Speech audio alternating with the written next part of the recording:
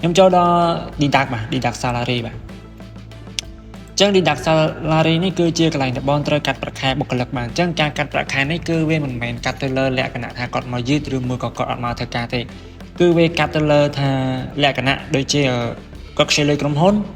ឬមួយក៏គាត់ធ្វើខូចខាតសម្ភារៈក្រុមហ៊ុនបាទអញ្ចឹងបងគ្រាន់តែចុចប៊ូតុង add new នេះមួយមកបាទរកឈ្មោះបុគ្គលិកណាម្នាក់ដែលបងចង់កាត់លុយបាទហើយបន្តមកទៀតដាក់មកអូថូថាគាត់ខ្ចីលុយក្រុមហ៊ុនណាបងដាក់ loan មកបាទអញ្ចឹងគាត់ខ្ចីប្រមាណបាទ$100មកដាក់100មក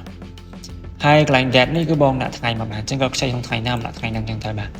អញ្ចឹងបើសិនជាបងដាក់100បែបនេះនៅពេលដែលបងចុច generate ប្រាក់ខែមក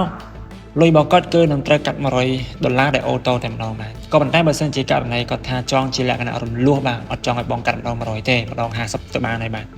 អញ្ចឹងបងដាក់$50មកហើយបងចុចយក repeat បាទកន្លែងនេះបងដាក់2មក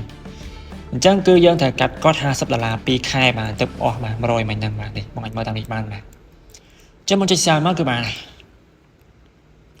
អញ្ចឹងគឺបងឃើញហើយបាទនេះគឺមាននៅកន្លែងហ្នឹងហើយ